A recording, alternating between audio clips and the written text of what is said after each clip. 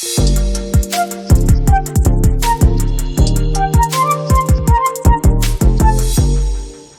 everyone, and welcome to another episode of the People Chat. This is the first episode of 2022. So, of course, we have to start big and bring to you a superstar, someone very special.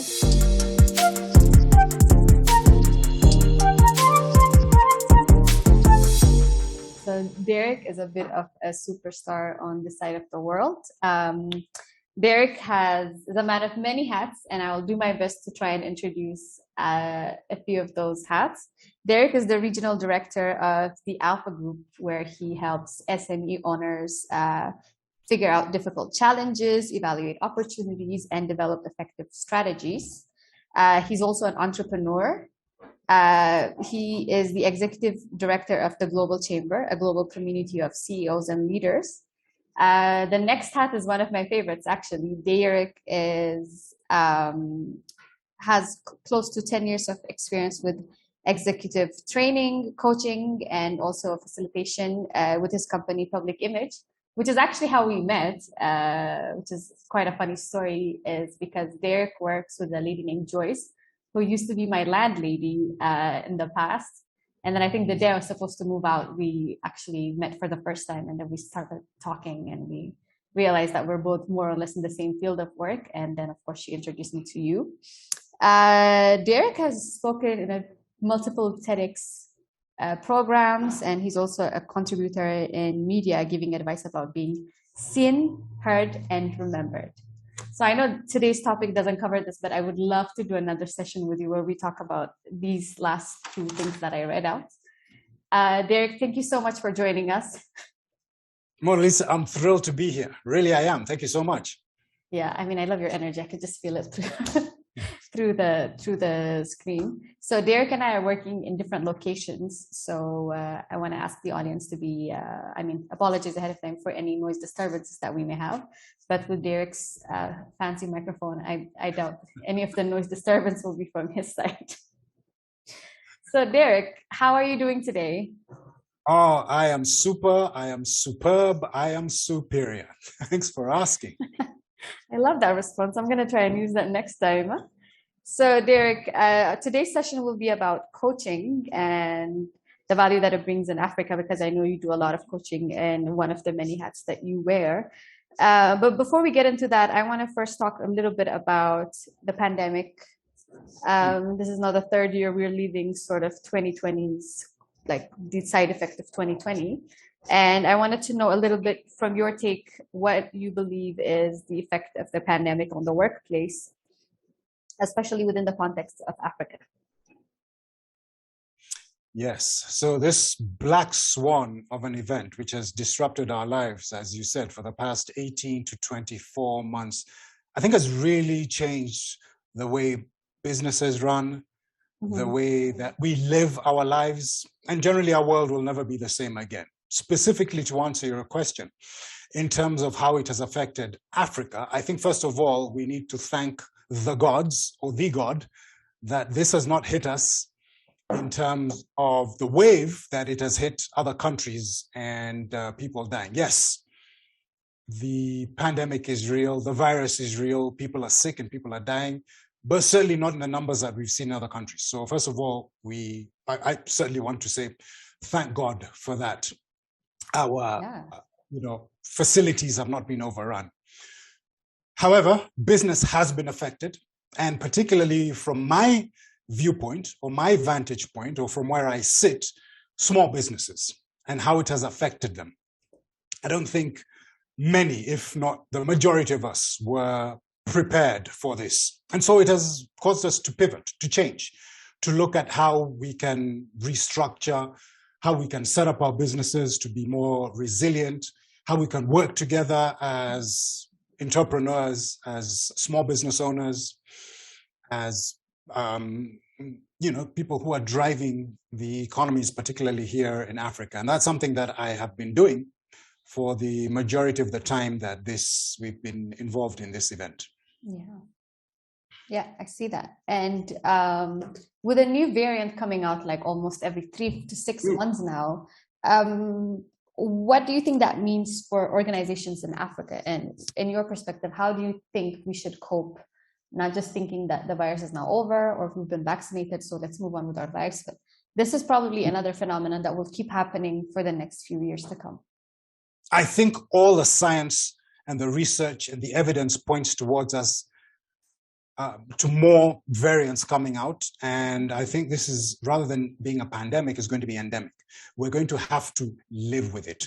We're going to have to factor this in to our strategy for business. Now, having said that, I think as businesses, what we can do, and as business owners, we can now begin to, create these strategies should these variants, or should it become more serious, whereby we have created alliances, for example. We have come out with new products. We are a little bit more innovative. Mm-hmm. Our marketing, sales and marketing strategies are a little bit different. How we interact with our customers. For example, I am now doing most of my work from my home, from here. That's something that I have incorporated in my business, something that I'd never done prior to this event. Yeah. And being comfortable and setting yourself up. So now I have set this up where I can effectively run training programs. I can effectively run coaching programs. I can effectively talk to entrepreneurs from here. And yes, there are circumstances where I am doing this physically with people, but having set myself up, invested this type of this strategy of doing business, I think is what most of us are going to have to do. Yeah, definitely. I definitely see that, and I agree. But I want to talk a little bit about you also personally as a consultant, a trainer, a coach, and many other things. How has the pandemic impacted you personally? And what have you learned from it? And what can we learn from it as well? I think the most personal impact that this environment has was that I caught the virus. And regrettably, Mona Lisa, it hit me hard. And, which was so surprising, because I tend to lead a healthy life. I was vaccinated. And yet when I got it at the end of last year, I was literally bedridden for 2 weeks. Thank God for that vaccination. So on a personal note, I know what it is like to suffer in terms of your physical health. So that's number one. Public service announcement, if you will. Get vaccinated, for heaven's sake. I'm looking forward, in fact, to getting the booster. That's number one. Let me get that out there. Yeah. But I am hale, I am hearty, maybe a few side effects, which we won't necessarily get into, but I am back to full health, thank God. That is really nice to hear, actually. Yes. We're all very glad you're okay. And just in terms of now how I do business. So personally, as I've said, back, this world where, and I guess you can call it hybrid, because I do a lot of my work here from home, but I also am able to go out into the physical world and do one-on-one coachings or coachings with teams out in the physical world in people's offices. I think personally as well, in terms of looking after my personal health, shared with you how it had affected me when I got the virus. And so now I'm a little bit more conscious in terms of a healthy lifestyle. I mean, I was before, but I'm even more conscious. What I eat, what I put into my body, my sleep, my mental well-being, my how I prepare my days, my morning routines. So a lot of those things I have incorporated into my personal life. And I think that is a direct consequence of this environment that we're in. That's a really nice point, actually. So we talk oftentimes about the pandemic and its effect on the workplace and how companies are trying to cope, but we never really stop to think, like, how are you coping as an individual, and how has it impacted you physically, your own health, or this and that. I also caught COVID, I would say, around the beginning of when COVID hit, and back then I was in Ethiopia, and it hit me around, I guess, August, and everyone was shook. And yeah, it was also quite hard on me, and surprising to believe my mother dealt with it better than I did. And then I had this really weird side effects. So then I was just like, oh, okay. So if I doubted it existed, now I know. But it shouldn't be that everyone has to go through it to really like take it seriously, like learn from the rest and get vaccinated. I just got vaccinated, so I'm excited to now not sound like a hypocrite when tell Yeah. others to do that. Yeah. And just adding on to that, I think there's a personal responsibility, if I can add on in terms of my personal life. So I get it. There are people out there who perhaps because they haven't caught it or they feel that it's not going to affect them. I think there's also that the personal responsibility, particularly when you're in a community. So when I'm out, I'm wearing my mask, I'm doing the distancing, I'm taking care of those things, because I also don't want to pass this along to somebody else. And again, that sort of looking out for your fellow human being or fellow citizen and having that sense of civic duty, I think that's what I'm going to call it, has also become part of how I live my life. And maybe prior to that, I wasn't as conscious of thinking or caring about my fellow man, so to speak, or fellow woman for that matter. That's really good. I think that's something that we can all learn from you, especially. I want to talk a little bit now and move the topic of conversation towards coaching, because that's something that you've done for quite some time now and would be considered an expert in. So to the people who haven't experienced coaching or don't even know what it is, can you maybe define to us in your terms what coaching is and what kind of value you see coaching bringing to people? You know, Mona Lisa, I think there are as many definitions of coaching as there are hits on Google if you were to type it in. I think how I look at coaching is example of successful people. And let's look at successful athletes, for example. I mean, these are people who, or sports men and women, these are people who come into our living rooms every day based on their endeavors and how successful they are, whether it's football or tennis. As successful as they are, look at the most successful people in the sport that you follow. Each and every one of them has a personal coach, trainer, mentor. As successful as you are, there are always blind spots, right?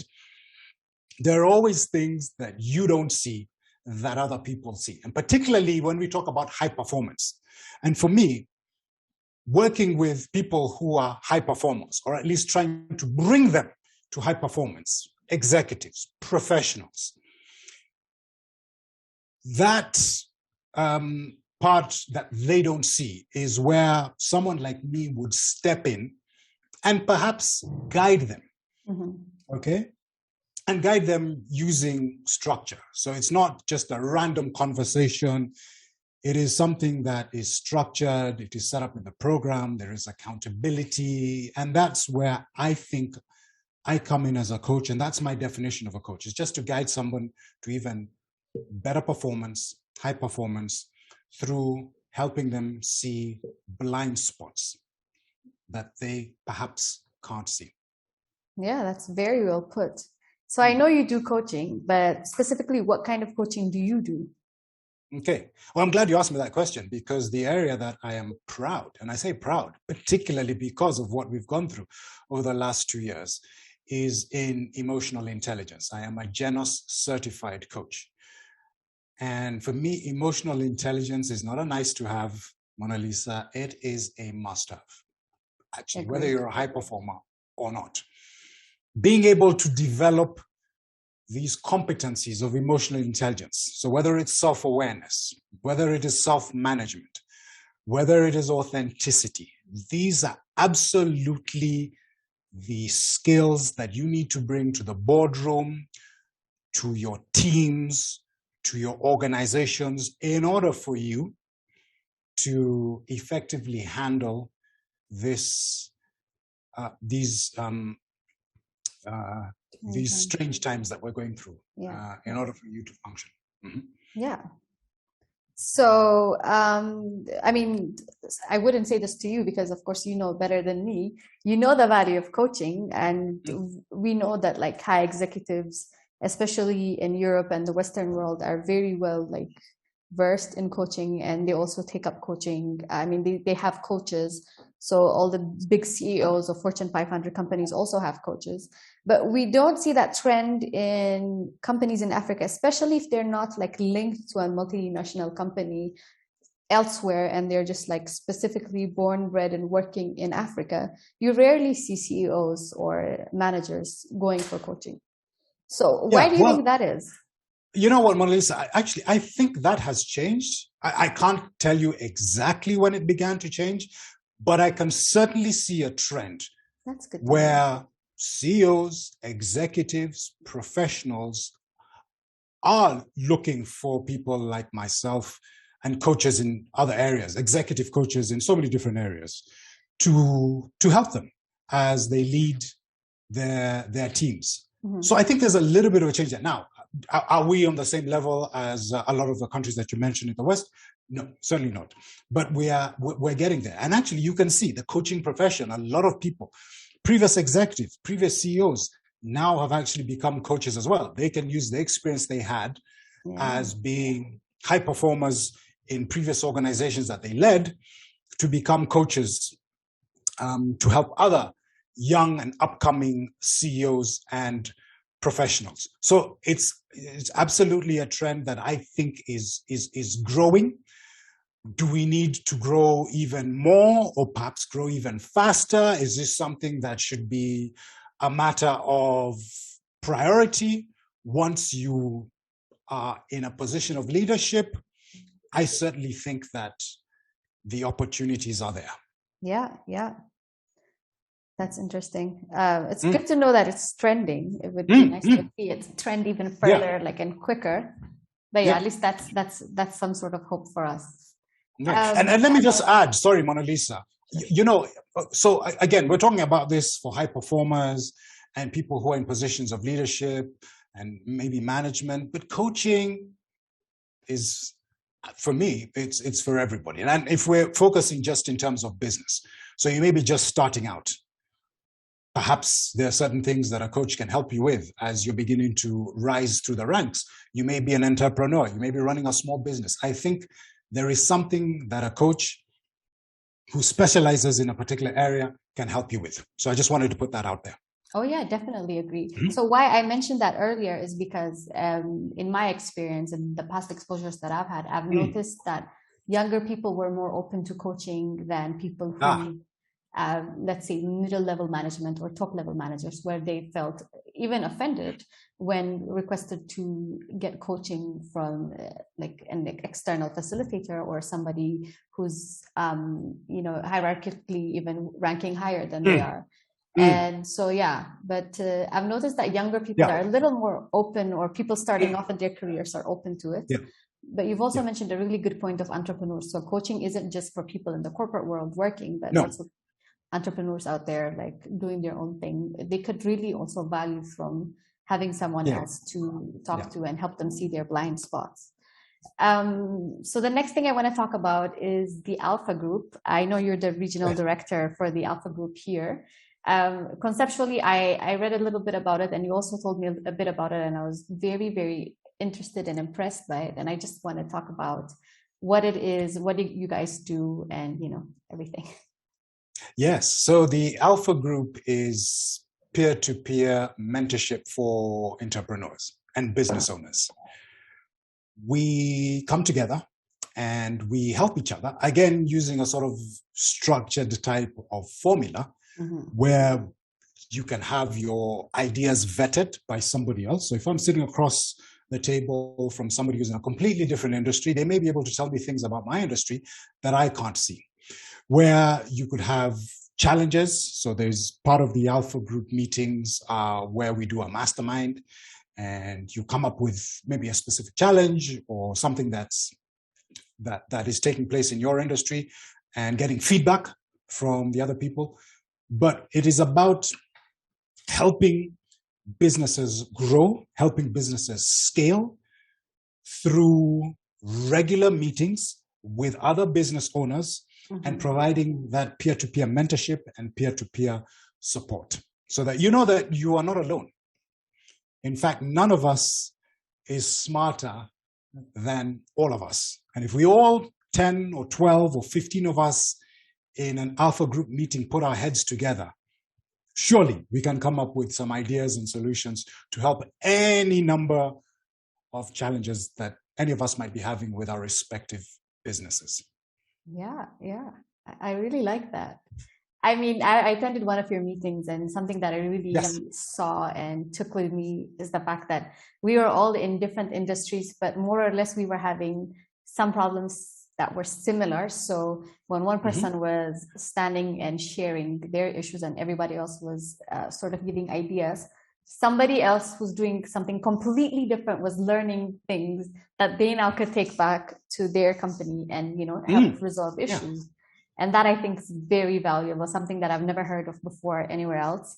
Yeah. And I really liked, so I just really wanted to bring that up as well. Do you believe more organizations like the Alpha Group should exist? Well, I believe that the Alpha Group, that organizations need to join the Alpha Group, but sure. That's for sure. I certainly believe that, you know, a lot of this, and again, particularly in the context of what's been going on over the past 18 to 24 months, we keep bringing that up, where you need to bounce ideas off somebody else. And a lot of us spend times, if I can use this analogy, if you're on a dance floor, for example, and you're dancing on this dance floor and you're busy getting down and having a good time, and let's just suppose this particular club, if you will, has a balcony, all right? So sometimes you can get off the dance floor and you can walk up to the balcony, the first floor, and you can look down at the people dancing. So just look at that as your business. Most of us are on that dance floor. We're working in our business. We're fighting fires every single day, if not every single minute of the day. But sometimes we need to take a break and have that helicopter view of our business. Walk off that dance floor, and instead of working in our business, work on our business. And now look at sort of the greater scheme of things, if you will. Okay? Yeah. Perhaps we haven't looked at our business plan in a while. Time to pull it out and dust it off. And the way we do that in the Alpha Group meeting is we run these exercises called workbooks, where we look at our business plans. When was the last time you relooked at your strategy, particularly in the context of what's going on?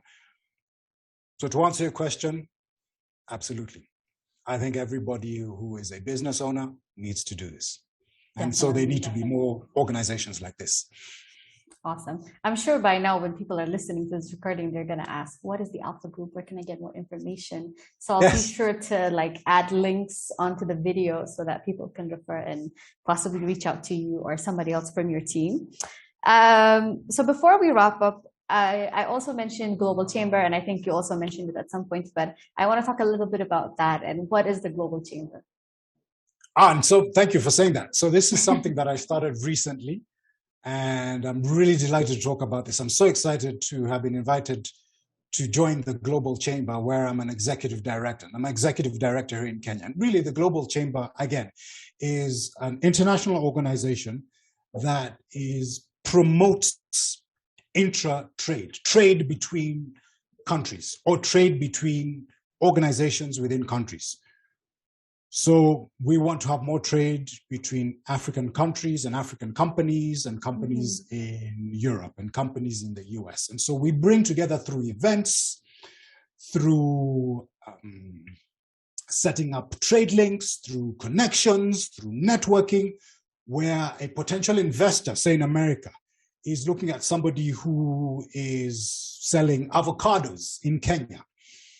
And we link them together through one of our events, and then that person potentially would be able to invest in the avocado business in Kenya, and that Kenyan company would find an additional market in the US. And that's what the Global Chamber does. And so I think the role of the Global Chamber of Commerce, which by the way is in over 500 metros, we call them metros because they are based on cities. So Nairobi, Manila, Phoenix. I'm really excited to be able to do this. I have a passion, as perhaps you can hear, in terms of particularly promoting small businesses. And so getting small businesses to be connected with potential investors particularly from the developing world, is something that I'm really excited about. That sounds exciting. I think that's something that's a good opportunity for small businesses, especially on this parts of the world, to get that sort of exposure and connection. And I really appreciate people like you who actually take time off their days to make sure you're able to connect links like this and support small to medium-sized businesses. Yeah. Thank you.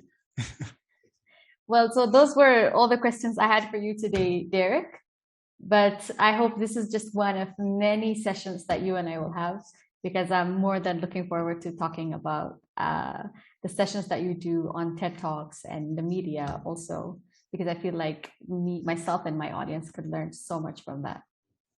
Oh, Mona Lisa, this was a treat. Thank you so much for having me on your podcast. Thank you so much for joining.